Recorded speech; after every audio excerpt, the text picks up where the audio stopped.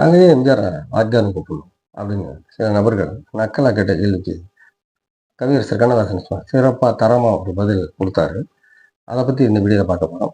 அது போக எம்ஜிஆர் ஏன் வாத்தியார் அப்படின்னு அழைக்கப்பட்டார் அப்படின்ற ஒரு சுவாரஸ்யமான சம்பவம். அதை பத்தின பதிவு தான் இது. மறக்காம சப்ஸ்கிரைப் பண்ணிக்கங்க. வாங்க வீடியோ பார்க்கலாம். அவரை வந்து வாத்தியார் அப்படின்னு கூப்பிட்டது நடிகர் சிவதான். வாத்தியார்னா என்னன்னு கேட்குறீங்க? சென்னையில வந்து இந்த லோக்கல் பாஷைன்னு வச்சுக்கலாம். சிலம்ப வாத்தியார் சொல்லிக் கொடுக்குறவங்கள பூரா சென்னையில வந்து அசால்ட்டா வாத்தியாரே, வா வாத்தியாரே, என்ன வாத்தியாரே அப்படின்னு சொல்லி கேட்குற ஒரு பழக்கம் உண்டு. அப்படிப்பட்ட பழக்கத்துல உள்ள சாதாரண ஒரு சொல், அந்த சொல்லாடலை வச்சுதான் நடிகர் சோ வந்து ஒரு கண்ணன் காதல் படத்துல ஒரு எம்ஜிஆரோட ஒளிவிளக்கு, சில படங்கள், எங்கள் தங்கம் இந்த மாதிரி படங்கள்ல பூராமே அவரை வாத்தியாரே வாத்தியாரே கூப்பிட ஆரம்பிச்சாரு. அது ரொம்ப அழகா இருக்கும். அவர் சோ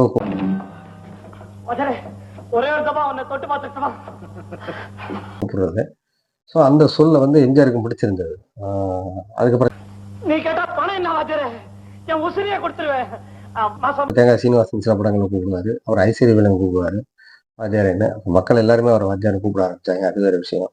அவர் எதுக்காக வாத்தியாரை கூப்பிடணும் ஏங்க அப்படின்னு சொல்லிதான் கவியரசர் கண்ணதாசன் கேட்குறாங்க. அவரை எதுக்குங்க வாத்தியாரும் கூப்பிடணும், அவர் என்ன ஸ்கூல்ல எந்த ஸ்கூல் வாத்தியார் அப்படின்னு சொல்லி நக்கெல்லாம் கேட்குறாங்க.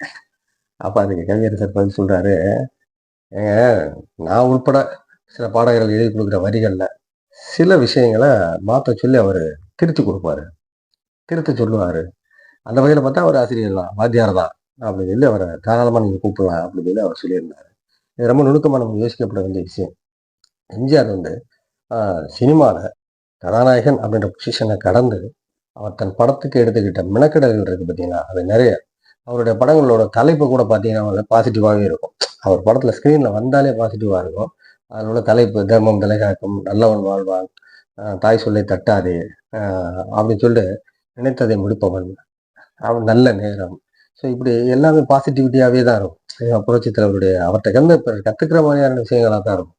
அப்படி அவரு க கத்துக்கிற வேண்டியதுன்னா நிறைய பாடல்களை சொல்லலாம். உதாரணத்துக்கு எங்க வீட்டு பிள்ளை, அதுல நான் ஃபர்ஸ்ட் கவிஞர் வாலி எழுதினது நான் அரசன் என்றால் என்ன ஆட்சி என்றால் ஏழைகள் வேதனைப்பட மாட்டார் அப்படிதான் எழுதியிருந்தாரு.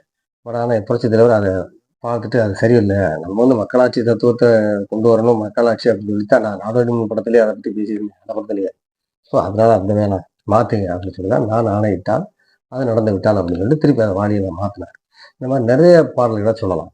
நம்ம இன்னைக்கு குறிப்பா ஒரு படத்தை மட்டும் எடுத்துக்கிறோம், நினைத்ததை முடிப்பவன். அந்த படத்தை பத்தி தான் இன்னைக்கு நம்ம முழுசாவே பேசுவோம். 1975 வந்த படம். 72 அண்ணா திராவிட முன்னேற்ற கழகம் கட்சியை தொடங்குறாரு. 75 இந்த படம் ரிலீஸ் ஆகுது. படத்துல ரிலீஸ் ஆகும்போது கிட்டத்தட்ட அவருக்கு 58 வயசுன்னு சொல்றாங்க. ஆனா அவரை பார்த்தீங்கன்னா அப்படி சொல்ல முடியாது.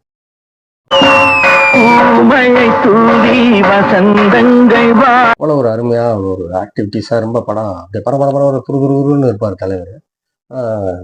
தலைவர் வந்து ஃபர்ஸ்ட்ல அந்த படத்துல ஹிந்தியில அந்த படம் சச்சா ஜூட்டா அப்படின்னு சொல்லி நான் ராஜேஷ் கண்ணா நடிச்சு ஹிட் ஆகி அந்த படத்தை வாங்கி இந்த படம் தமிழ் எடுக்கிறாங்க. அப்ப அதுல வச்ச தலைப்பு வந்து உண்மையா பொய்யா அப்படின்ற தலைப்பு. பட் ஆனா எம்ஜிஆர் அப்படிதான் வைக்க மாட்டாரு. அவருடைய தலைப்பு வந்து பாசிட்டிவிட்டா இருக்கணும் அப்படின்றதுக்காண்டி நினைத்ததை முடிப்பவன் அப்படின்னு சொல்லிட்டு எடுத்திருக்காரு. இந்த படத்துல வில்லன் அவரே, ஹீரோவும் அவரே. அப்ப வில்லன் அவராயிட்டாருன்னா வில்லனா நடிக்கிற நடிகர்கள் நம்பியார், அசோகன் இவங்கெல்லாம் என்ன ஆவாங்க? அவங்க எல்லாருமே நல்லவங்களாயிடுறாங்க இந்த படத்துல. அவங்க எல்லாருமே போலீஸ் அதிகாரியாக நடிச்சிருப்பாங்க. அந்த படத்துல ரொம்ப அருமையா இருக்கும். இந்த படத்துல வந்து பாட்டு எழுதணும் அப்படின்னு சொல்லிட்டு ஒரு பாட்டுக்கு மருதகாசியை கூப்பிடுறாரு. ஏன்னா அப்ப அரசியல்ல இருந்துட்டாங்க. அந்த பாடல் மூலமா அந்த அன்றைய சூழ்நிலை அரசியல் வந்து வெளியே சொல்லணும் அப்படின்னு அவர் ஆசைப்படுறாரு. ஏன்னா அவர்கிட்ட இருந்து போனவங்களை பத்தி அவர் பேசணும் தான் இந்த கண்ணை நம்பாது உன்னை ஏமாற்றும் அந்த பாட்டு, உன்னை ஏமாற்றும்ன்ற பாட்டுக்கு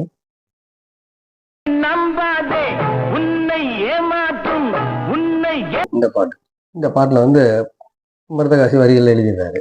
எழுதினோடனே அந்த வரிகள் பூராமே பார்த்துட்டு தலைவர் இப்போ வாத்தியாரை கூட கொடுக்குறாரு. அவர் படிக்கிறாரு, அப்படி படிச்சு பார்க்குறாரு. அந்த இடத்துல ஒரு இடத்துல அந்த பாட்டு பொன்பொருளை கண்டவுடன் வந்த வழி மறந்து விட்டு கண்மூடி போகிறவர் போகட்டுமே அப்படின்னு சொல்லி அந்த வரி இப்போ இருக்கும். பட் ஆனால் ஆரம்பத்தில் மருதகாசி எழுதின வரி என்னன்னு பார்த்தீங்கன்னா, பொன்பொருளை கண்டவுடன் வந்த வழி மறந்து விட்டு தன் வழியே போகிறவர் போகட்டுமே, என் மனதை நான் வருவேன், என் உறவை நான் மறவேன், எதுவான போதிலும் ஆகட்டுமே அப்படின்னு சொல்லி எழுதி கொடுத்துருந்தாரு. அதை படிச்ச உடனே தலைவருக்கு அப்படியே ஒரே யோசனை, இது கரெக்டா தான் இருக்குதா அப்படின்னு.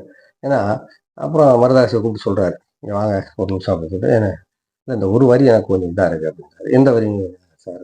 இந்த மாதிரி பொன்பொருளை கண்டவுடன் வந்த வழி மறந்து விட்டு தன் வழியே போகிறவர் போகட்டுமே அப்படின்னு நீங்க எழுதி வைக்கீங்க.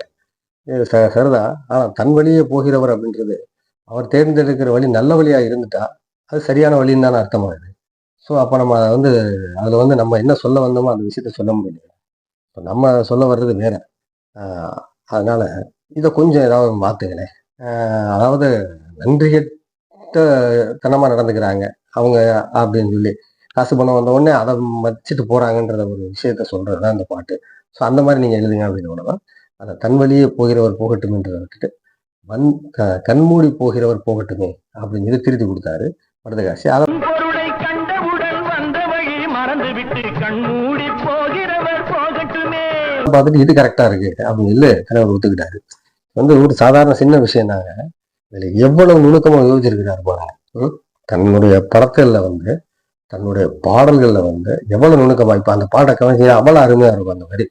பொன் பொருளை கண்டவுடன் வந்த வழி மறந்து விட்டு கண் மூடி போகிறவர் போகட்டுமே, என் மனதை நான் அறிவேன் என் உறவை நான் மறவேன் இதுவான போதிலும் ஆகட்டுமே, நன்றி மறவாத நல்ல மனம் போதும் எங்கும் இது என் மூலத மறவாத நல்ல மனம் போதும் என்றும் அதுவே என் மூலதனம் அவ்வளவு அருமையா இருக்கும். அது கான்பிடண்டான பாட்டாகவும் இருக்கும். அந்த ஒரு தர்ம உண்மை எப்போதும் தூங்குவதும் இல்லை, புதுமை எப்போதும் ஓங்குவதும் இல்லை அப்படின்ற மாதிரி ரொம்ப அற்புதமான பாட்டா இருக்கும் அந்த பாட்டு. அந்த படத்துல உள்ள நம்பாதே உன்னை ஏமாற்றும் உன்னை பாடல்கள் பூராமே சிறப்பான பாடல்கள். அதனால அவ்வளவு அம்சமா இருக்கும். பூமலை தூக்கின்ற பாட்டுல அந்த வர என் அண்ணாவை ஒரு நாளம் அப்படின்ற மாதிரியான ஒரு சின்ன அப்படி வரியை கோர்த்து அந்த அரசியலுக்கு அவர் வந்ததுக்கு அப்புறம் ரொம்ப சிறப்பான ஒரு படமா இருந்தது. இந்த படத்துல வந்து ஹிந்தியில வந்து பாத்தீங்கன்னா ராஜேஷ் கண்ணா அவர்கள் வந்து சரக்கு அடிக்கிற மாதிரி சீன் இருக்கும் ஒரு பாட்டுல. அப்புறம் சிகரெட்லாம் மொத்த வைப்பாரு. ஸோ அந்த மாதிரிலாம் இருக்கும். ஆனா இவர் இதுல அப்படி இருக்காது. ஒரு படத்துல அந்த பந்தியை இருக்கவே இருக்காது. அதான் இதனாலதான் வாத்தியார் படம் பார்க்குற ரசிகர்கள் வந்து தன்னை ஃபாலோ பண்ணணும் அப்படின்னு நினைச்சவர். அதனாலதான் அவர் வாத்தியார். இவ்வளவு பேர் அவரை இன்னும் வரைக்கும் அவரை வந்து ஃபாலோ பண்ணிட்டு இருக்காங்க நிறைய பேர். அதாவது இன்னைக்கு பாத்தீங்கன்னா எங்க ஏரியாவில் ஒரு ரிக்ஷா ஓட்டுறவர் இருக்காரு பாருங்க. கஷ்டப்படுற ஆள் தான் ரிக்ஷா ஓட்டுவார். ரொம்ப சாதாரணமா பார்க்கலாம். நீங்க மதுரைக்குள்ள வந்தீங்கன்னா அந்த மாதிரி ரிக்ஷா ஓட்டுறவங்க கூட பாத்தீங்கன்னா அந்த எம்ஜிஆர் போஸ்டரை எங்கேயாவது ஒட்டி இருந்துச்சுன்னா அதை அப்படியே இப்ப அதிகமா விட்டுறது இல்லைன்னு வைங்களேன். இப்ப இந்த அரசியல் மூலமா தான் விட்டுறாங்க. சினிமான்னு ஒட்டும் போது அந்த படத்தை இப்ப ரீசெண்டா கூட இந்த படம் அறிமுகம் ரிலீஸ் பண்ணாங்க. ஸோ அப்ப அந்த பிளக்ஸ் போஸ்டர் அப்படியே அழகா கிழிச்சு பின்னாடி வச்சு அப்படியே ஒட்டிடுவாங்க. அப்ப ஒட்டி அதுல அவருக்கு ஒரு சந்தோஷமா இருக்கும். அவங்க வச்சிருக்க ரேடியோல பாத்தீங்கன்னா எஃப்எம் ரேடியோல கிட்டத்தட்ட எம்ஜிஆர் பாட்டு தான் ஓயாம ஓடிக்கிட்டே இருக்கும். அந்த மாதிரிலாம் நிறைய பேரை நம்ம பார்க்க முடியும். காலையில ட்ரைசைக்கிள் ஓட்டுறவங்க எல்லாம் பாத்தீங்கன்னா ஒருத்தர்லாம் எம்ஜிஆர் பாட்டு தான் அந்த பென்ட்ரைவ்ல போட்டு பாட்டு போட்டுக்கிட்டு காலையில விடிய கால யானைகள் சவாரி எடுத்துட்டு அந்த விடிய கால மார்க்கெட் சவாரி பார்த்துட்டு வர்றவங்க எல்லாம் பார்க்க செய்யறாங்க. அப்படி ஒரு இன்னைக்கும் அந்த கஷ்டப்படுற மக்கள் வந்து தன்னை ஒரு வாத்தியாரா உழைச்சு முன்னேறு நீ வந்துடலாம் அப்படின்ற மாதிரியான நிறைய விஷயங்கள் அவர் படங்களை சொல்லியிருப்பாரு. வாத்தியார் அப்படின்னா அவர் தான் வாத்தியார். அதுக்கப்புறம் வேற எவரையுமே சொல்ல முடியாது. சினிமாவில் உள்ள ஒண்ணு வெளியே ஒண்ணு அந்த மாதிரிலாம் இருக்கவே இருக்காது.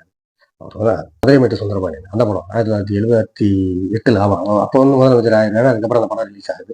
அந்த படம் இருக்கும்போது அதுல ஒரு சின்ன கோட்டையிலே நமது கொடி பறந்திட வேண்டும் அப்படின்னு ஒரு வரி வரும். அதை வந்து எம்ஜிஆரே டவுட் ஆகிறாரு. இது எப்படி கோட்டையை நமது கொடி பறந்து விட வேண்டும், கொள்கை தீபம் அணையாமல் ஏற்றிட வேண்டும் சொல்லிட்டு ஒத்துழைஞம் எழுதின பாட்டு. இது சென்சார்ல எப்படிப்பா விடுவாங்க, சென்சார்ல விட மாட்டாங்களே அப்படின்னு அவர் கொஞ்சம் டவுட் ஆகி கோட்டையிலே மகர கொடி பறந்துட வேண்டும்னு சொல்லுங்க. மகரம்னா மீன் கொடி பறக்கிற மாதிரி அப்படின்ற மாதிரி சொல்லுங்க அப்படின்னு அவரே திருச்சி சொல்லியிருக்காரு. பட் ஆனால் அவரை முத்திரிங்க இல்லைன்னு நான் விசாரிச்சுட்டேன். இதெல்லாம் ஒன்றும் ப்ராப்ளம் வராது சென்சார்ல, இந்த பாட்டை இருக்கட்டும் அப்படின்னு சொல்லிட்டு அதை வச்சிருந்தாங்க. அந்த பாட்டு அருமையாக இருக்கும். கோட்டையிலே நமது கொடி பறந்துட வேண்டும், கொள்கை தீபம் மாதிரியே. அதாவது அவருடைய பாடல்கள் பூராமே பார்த்தீங்கன்னா ஒரு லெசன் மாதிரி இருக்கும், ஒரு படிப்பினை மாதிரி இருக்கும். எந்த படத்துலையுமே எந்த பாட்டுலையுமே வந்து நம்ம வந்து சோர்வடைய விட மாட்டாரு. ஐயோ இங்கடா இருக்கு அப்படின்ற மாதிரி விட மாட்டாரு அவருடைய இதுல. அதனாலதான் ஒரு வந்து படத்துல வாத்தியாரே வாத்தியாரே நான் வாத்தியாரன்னு கூப்பிடும்போது நமக்கே நம்ம வந்து அவரை வாத்தியாரன்னு கூப்பிடுற மாதிரி தெரியும். இப்ப வந்து தலைவரான்னு கூப்பிடுற மாதிரி அப்ப வாத்தியாரே வாத்தியாரே வாத்தியாரே அவர் வெகுஜனமான ஒரு சாதாரண மக்களுக்கான ஒரு தலைவரை அவர் உருவாகின நேரங்கள்ல பாத்தீங்கன்னா வாத்தியாரா அவர் தான் வாத்தியார். அந்த மாதிரிதான் அவர் நடந்துக்கிட்டார். அரசியல்லையும் எடுத்துக்க. அப்ப ஒரு சம்பவம் சொல்றாரு. அவருடைய அரசியல்ல அவர் கூட பயணித்த திரு சைதை துரைசாமி அண்ணன் அவர்கள் சொல்லியிருந்த ஒரு சம்பவம் தான் இது. அப்ப அவரு எம்ஜிஆர் வந்து ஆட்சிக்கு வந்துடுறாரு. வந்ததுக்கு தருணங்கள்ல அவர் கூட இந்த உதவியாளர் ஒருத்தர் வந்து பார்த்தீங்கன்னா, ஒருத்தருக்கு வேலை வாங்கி தரேன்னு சொல்லி ஒரு அமௌண்ட்ட போட்டுறாரு. ஸோ அன்னைக்கு அது கேட்டு கேட்டு பார்த்து கிடைக்கலன்னோனே, அவர் டைரக்ட்டா அவரே எம்ஜிஆர சந்திக்க வந்த நேரத்துல கால்ல விழுந்து அழுகுறாரு. இந்த நபர். பணம் குடுத்து ஏமாந்த நபர். அப்ப அவர்ட்ட பணம் வாங்குனவரு எம்ஜிஆர் பக்கத்துல தான் நிக்கிறாரு. அழுகுறாரு. அழுகவும் "என்ன விஷயம்? எந்திரிங்க. என்ன என்ன பிரச்சனை?" அப்படின்னு சொன்னோம். "இந்த மாரி எனக்கு வேலை வாங்கி தர்றதா ஒருத்தர் ஏமாத்திட்டாரு. ஆ என்னால என்ன செய்றதுன்னே தெரியலங்க." அவரு அப்படின்னோனே, "யாரு அவரு?" "உங்க உதவியாளர்." "யாருன்னு சொல்லுங்க." "இந்த இவரு தான்." "எவ்வளோ குடுத்தீங்க?" "இந்த மாரி பணத்த குடுத்துருக்கேன்." "சரி. நீங்க வந்து வேலை வேணும்னு முயற்சி பண்ணது தப்பு இல்ல. ஆனா தவறான வழியில முயற்சி பண்ணது ரொம்ப ரொம்ப தப்பு. ஆ அதனால இது உங்க மேலயும் தப்பு இருக்கு. சரி ரைட்டு. நீங்க வீட்டுக்கு போங்க. உங்க அட்ரஸ குடுத்துட்டு போங்க." அப்படின்னு அவர அனுப்பிச்சு விட்டுறாரு. அனுப்பிச்சு விட்டுட்டு அந்த உதவியாளர ஓங்கி ஒரு அறை. டப்புன்னு. "இங்க பாரு நான் ஆட்சி செஞ்சுக்கிட்டு இருக்கேன். இப்ப நீ என்ன பண்ணுனாலும் அது என் மேல தான் பாயும். என் பக்கம் தான் திரும்பும். என்ன ஒரு தவறுதலான செயலா இருந்தாலும்." அப்படி சொல்லிட்டு அவர கண்டிச்சு அந்த அப்படியே உடனே ஆள நீக்கம் பண்றாரு. நீக்கம் பண்ணிட்டு அந்த பணத்தையும் அவன் உரியவங்கட்ட குடுத்துரு அப்படின்னு சொல்லிடுறாரு. ஸோ இது வந்து பார்த்தீங்கன்னா, திமுக தலைவர் கருணாநிதிக்கு நியூஸ் போயிருது. இந்த விஷயம் தெரிஞ்சிருக்கு. தெரிஞ்ச உடனே அடுத்து சட்டசபை இருக்கு. அதுல டைரக்டாவே கேட்கிறாரு. இந்த மாரி முதல்வர் உதவியாளர் இந்த மாரி பண்ணியிருக்காரு. இந்த மாரி ஊழல் பண்ணியிருக்காரு. அப்படி செஞ்சிருக்காரு, இப்படி செஞ்சிருக்காரு. சொல்லவா வேணும் கருணாநிதிக்கு. அப்படியே அடுக்கடுக்கா, அடுக்கடுக்கா, அடுக்க முடியல அடுக்கியிருக்காரு. டக்குன்னு எந்திரிச்சவர் தலைவர் என்ன சொல்லியிருக்காரு, "ஆமா, நடந்தது உண்மைதான். அதுல எந்த ஒரு இது மாற்றமும் கிடையாது. என் உதவியாளர் தான் செஞ்சிருந்தாரு. நான் உடனே அவர கண்டிச்சு வேலைய விட்டு தொரத்திட்டேன். அவர வேலைய விட்டு நிப்பாட்டிட்டு, இப்ப அந்த பணத்த உரிய இடத்துல சேர்த்தாச்சு. அந்த பிரச்சனை இதோட முடிஞ்சு போச்சு" அப்படின்ட்டாரு. இந்த இப்ப சொல்ற மாரி அந்த ஆட்சியில நடந்துச்சு, இந்த ஆட்சியில நடந்துச்சு, உன் ஆட்சியில நடந்துச்சு, என் ஆட்சியில நடந்துச்சு சப்பக்கட்டுக்கெல்லாம் வேலையே கிடையாது. அவர் சொல்றாருன்னா 1000 காரணம் சொல்லியிருக்கலாம் கலைஞர் ஆட்சி மேல அன்னைக்கு. உன் ஆட்சியில என்னென்ன நடந்துச்சுன்னு அதெல்லாம் சொல்லவே இல்ல. ஆமா நடந்துச்சு உண்மைதான். அவர் நீக்கியாச்சு, அடிச்சா சத்தம் போட்டா அந்த காசு வாங்கி கையில குடுத்தாச்சு, அனுப்பி விட்டாச்சு, முடிஞ்சு போச்சு அப்படின்னு. இந்த மாரி உள்ள ஒரு அற்புதமான மனிதர். அதுவும் இல்லாம அவர் 1958ல வாங்குன அந்த ராமவரம் தோட்டத்துல தான் கடைசி வரைக்கும் இருந்தார். அவரு புரட்சித் தலைவர் வந்து முதலமைச்சர் ஆயிருந்த உடனே நினைச்சிருந்தாருன்னா ஏகப்பட்ட சொத்துக்கள வளைச்சு போட்டாரு. நல்லா யோசிச்சு பாருங்க. அதுவும் இல்லாம அந்த ராமவரம் தோட்டம் அவர் இறந்ததுக்கு அப்புறமா காது கேளாதவர் விட்டு ஊனமுற்று பள்ளியா செயல்பட்டுக்கிட்டு இருக்கு இன்னைக்கு வரைக்கும். அதிமுகவுடைய தலைமை கழகம் அப்படி செயல்பட்டுக்கிட்டு இருக்கக்கூடிய அந்த கட்டடமும் புரட்சித் தலைவர் எம்ஜிஆர் அவர்கள் வாங்கி கொடுத்ததுதான். கட்சிக்காக அவர் வாங்கி கொடுத்தது. ஸோ இந்த மாதிரி அவர் நிறைய அவருடைய இது அவர் நினைச்சிருந்தாருன்னா அவருக்கு வாரிசு இல்ல. ஓகே ஒத்துக்கலாம். பட் ஆனா அவருடைய அண்ணங்களுக்கு வாரிசு இருந்தது. அவர் சொந்தக்காரங்க இருந்தாங்க. அவர் அன்னைக்கு நினைச்சிருந்தாருன்னா எத்தனை சொந்தக்காரங்க உள்ள கொண்டாந்துட்டு யோசிச்சு பாருங்க. அஹ் எந்த ஒரு எந்த ஒரு இதுவுமே இல்லையே. இன்னைக்கு அப்படி கிடையாது. சாதாரண கவுன்சிலரா இருந்தாரு. கவுன்சிலர் பையன் அடுத்ததுக்கு வந்துடுறான். அடுத்து அப்படி இப்படி உள்ள வந்துடுறாங்க. ஆனா அன்னைக்கு அந்த சூழ்நிலை கிடையாது. எம்ஜிஆரை பொறுத்த வரைக்கும் அது கிடையாது. அவ்வளவுதான். ஆஹ் உண்மையிலேயே அது அவர் வந்து ஒரு வாத்தியார்னா வாத்தியார் தான். எந்த மாற்றமும் கிடையாது. தலைவர் வந்து நினைக்கும் போதே எனக்கு வந்து அப்படி ஒரு மாதிரி ஃபீல் ஆகுது.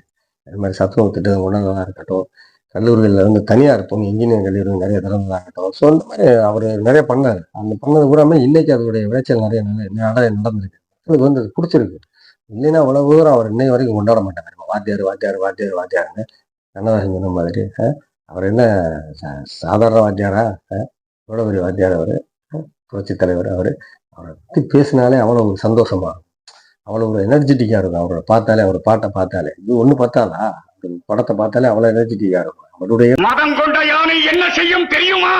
சினம் கொண்ட சிங்கத்திடம் தோற்று ஓடும். படத்துக்கு போட்டு கூட எத்தனை பேரு சினிமாவில் விட்டுருங்க. சினிமாவில் கணக்கு சொல்லுவாங்க. உலக ஜுவாலி வேணும் இந்த படம் முறியடிச்சிருச்சு, அந்த வசூல் இந்த படம் வசூல் முடிச்சிருக்கு. எந்த படத்தோட வசூல் எப்படி முறியடிக்க முடியும்? உலக ஜுவாலின்னு அந்த டைம் என்ன டைம்? அந்த நேரம் அந்த படம் வந்த காலகட்டத்தில் பணத்தோட மதிப்பு என்ன? அப்போ அதை பண்ண வசூல் என்ன? மதுரைவரன் படம் வந்தப்ப அது பண்ண வசூல் என்ன? முத கோடி ரூபாய் வசூல் பண்ண படம்னு சொல்றாங்க. அப்பெல்லாம் 50 பைசா டிக்கெட்டு, 4 டிக்கெட்டு, 10 பைசா டிக்கெட்டு. அப்போ உள்ள பண மதிப்புக்கு இப்போ உள்ள பண மதிப்பு கணக்கு போட்டு பார்த்தா அவரை கிட்ட கூட வர முடியாது. முன்னோர் அடிக்கிறாங்க. சும்மா 1000 கோடி 500 கோடி அள்ளி விட்டுக்கிட்டு அலசி விட்டு இருக்கிறானுங்க. உண்மையிலேயே சினிமாவிலையும் சரி, நிஜ வாழ்க்கையிலையும் சரி, மிக அற்புதமா சாதிச்ச எங்கள் வாத்தியார் அப்படிங்கிறது நான் பெருமையோட சொல்லிக்கிறேன். வாத்தியாருடைய நிகழ்வுகளை நான் இன்னைக்கு இதுல வந்து ரொம்ப சந்தோஷமா பகிர்ந்துக்கிட்டேன். ஸோ இதை பொறுமையா அவ்வளவு தூரம் கேட்டதுக்கு ரொம்ப ரொம்ப நன்றி. நம்ம அடுத்த பதிவில் சந்திக்கலாம். நன்றி.